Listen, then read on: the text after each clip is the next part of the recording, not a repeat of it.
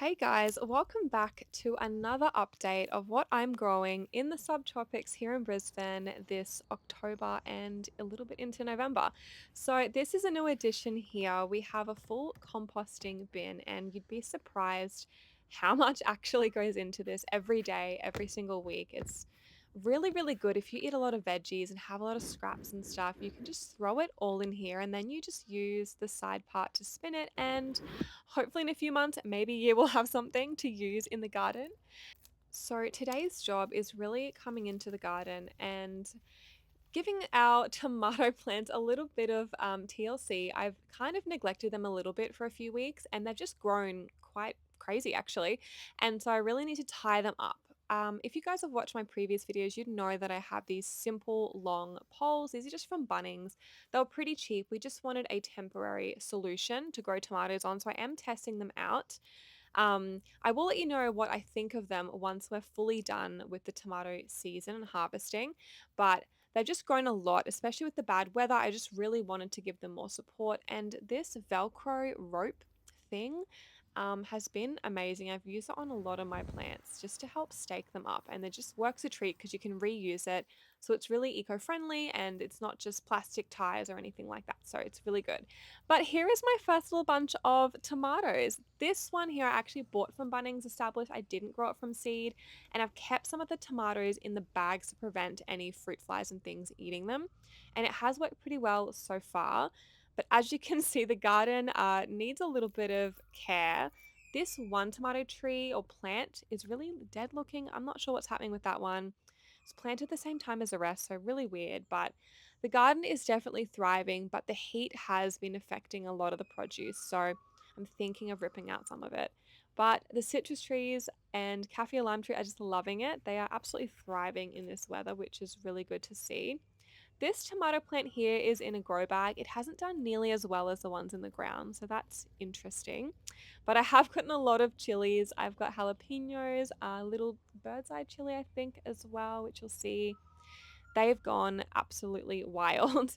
These are also the blueberry bushes you would have seen in previous ones, as well as a little peach. And these are the chilies I was mentioning here. We have just been inundated with chilies, which is great because we eat it a lot. And if you guys follow me for my cooking content, you'd see that I cook a lot of Asian food and I love to incorporate chili where I can. So, yeah, this is a really cool thing for us. But yeah, we have little lemons and little limes. These ones here, little Indonesian limes, I'm pretty sure, or next to it, I mean. But the other one was the calamansi. So we've got two different types here. But as you can see, yeah, they're absolutely thriving. This one I forgot about. I forgot that I actually owned a coffee plant and I've been fertilizing it and I've seen flowers, so stay tuned for coffee beans, maybe. I've also added some more mint in the garden here just to let go free because it will produce a lot of runners and kind of take over, which I don't mind at this point. It grows better in the shade here, especially in the heat. Also, I don't think I've shown you guys this before, but this is my worm farm. As you can see, they're busy working. I do need to feed them more regularly, but you use this tap down the bottom to just get the worm tea and then you can use it in your veggie patch and it's pretty much free, which is great. So really high in nutrients. But my banana plant, I'm not really sure what is happening with it. It's never produced bananas and I've had it for a few years now, but it has a lot of pups. So I've boosted it with a little bit of nutrients, been watering it more. Hopefully that does something. But as you can see, more chilies here. I have the Carolina Reaper next to my jalapeno bush. So I'm kind of just seeing what will happen with the intensity of the heat, as well as all this mint, chocolate mint, Vietnamese mint, which I love, especially in like a rice noodle bowl. And I make a lot of those, so it's great. I haven't actually done anything with the passion fruit seedlings in that little pot you just saw, but stay tuned. These Cape gooseberries are also taking a while to, I guess, come to their full term. So I'm waiting on those ones because I'm excited to try them. I have never eaten them before. But these are also the silver beets I was mentioning that I really need to pull out. I'm probably going to make something with them and then just hack away at this whole area and just make room for just stuff that actually does well in summer because they're drooping a lot with the really extreme heat here. These are my beautiful little spring onions, so I'm keen to see how they do. They're definitely taking off, getting some shape, which is great. And I've got some purple pak choy, I think it might be. It has a really fine stem, but it's beautiful in a stir fry, and they grow so easy here. But this is the update for my ginger little garden. It's in a raised garden bed, really, really easy, just one from Bunnings. I've also, in the other side, got some asparagus I've grown from seed as well, which I don't really know what I'm going to do with them, but yeah, stay tuned for that one. And as you can see, some basil just randomly popping up because it grows everywhere. This is also some more of my citrus trees and berry bushes and things. I've got heaps of little figs. As you can see, there's so many little babies, which is very exciting because they always seem to drop off when they get to a certain size. So I've been boosting them with nutrients a lot. And here we have some more lemons, but they're not getting too much bigger than this. So I'm not sure what I'm doing wrong there. I've done the fertilizing and watering and all the things. So I'm just going to leave that. This one as well is a different fig variety. It's actually more of a green white fig. I think it's called an Adriatic fig.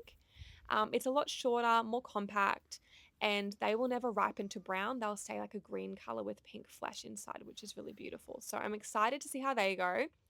This is one of my zucchini bushes too. Unfortunately, a lot of the zucchini has been affected by, I think it's cucumber fly or fruit fly, and they just go rotten. And I've actually found a couple of my not cucumbers, my zucchinis with little bite marks. I don't know if there's rats in the garden, but one thing that's doing really well are our little capsicum bushes, which is amazing because we've been loving these in salads and just eating them fresh with brekkie.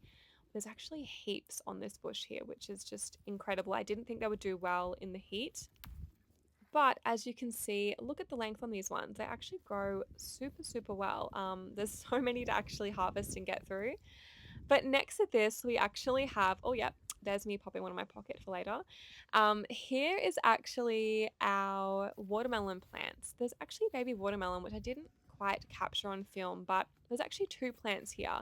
This one I just grabbed from Bunnings. It's an heirloom variety. I've not really grown watermelon before, so I'm keen to see how these ones do, but stay tuned for that one. Again, here are more of the zucchini bushes. I've got a yellow variety and then I have a striped variety too. So they're beautiful, and I've been hand pollinating some of the flowers to encourage more fruiting, which has worked. But again, when they get stung by the fly, it's not amazing. So we're kind of making do. I really want to show you guys my dragon fruit. So they really take over your yard if you're looking at getting one. Make sure you contain it or have the space for them. But these little buds turn into flowers and then they turn into the fruit. But they take a few months to ripen. So you do have to have patience. But I promise you, it is so worth it. They are so delicious. One of my favorite fruits and honestly relatively easy to grow. But this is my harvest. I hope you guys love this.